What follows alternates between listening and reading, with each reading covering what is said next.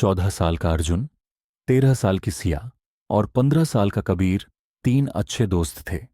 वे एक ही स्कूल में पढ़ते थे और गर्मी की छुट्टियों में अक्सर साथ मिलकर नए एडवेंचर की तलाश में रहते थे। इस बार वे अपने गांव सिंधुपुर में घूमने गए, जहां एक घना जंगल था। गांव के लोग कहते थे कि उस जंगल में जो भी जाता है वह कभी कभी रास्ता भटक जाता है। एक दिन तीनों दोस्तों ने जंगल के किनारे एक अनोखी पत्थर की मूर्ति देखी। वह एक पुरानी टूटी फूटी मूर्ति थी, लेकिन उसकी आंखें अजीब तरह से चमक रही थीं। कबीर ने कहा, यह कोई साधारण मूर्ति नहीं लगती, चलो इसे पास से देखते हैं।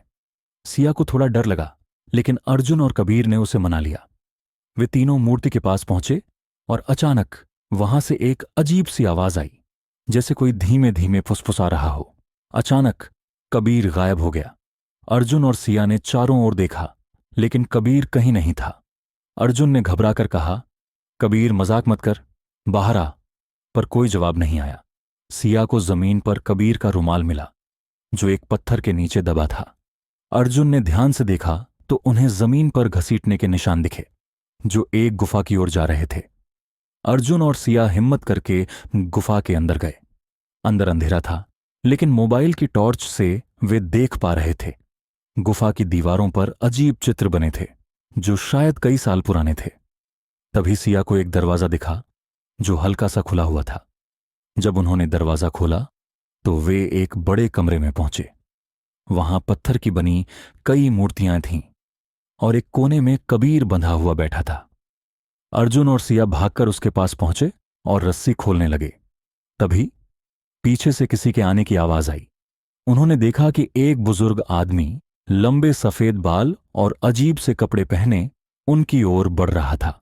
उसने गंभीर आवाज में कहा, तुम लोग यहां कैसे आए? यह जगह तुम्हारे लिए नहीं है। अर्जुन ने हिम्मत करके पूछा, आपने हमारे दोस्त को क्यों पकड़ा? बुजुर्ग आदमी ने गहरी सांस ली और कहा, मैं इस जगह का रक्षक हूं। यह कोई साधारण गुफा नहीं है, बल्कि एक प्राचीन रहस्य को छुपाए हुए है। जो भी इस मूर्ति को छूता है वह यहां आ जाता है। मैं तुम्हारे दोस्त को नुकसान नहीं पहुंचाना चाहता था, बस यह बताना चाहता था कि कुछ रहस्य कभी कभी गुप्त ही रहने चाहिए। अर्जुन, सिया और कबीर ने माफी मांगी और कहा कि वे सिर्फ जिज्ञासावश यहां आए थे। बुजुर्ग ने उन्हें सुरक्षित बाहर जाने का रास्ता दिखाया। जब वे गांव लौटे तो उन्होंने तय किया कि अब से वे बिना किसी बड़े की इजाजत के ऐसी खतरनाक जगहों पर नहीं जाएंगे।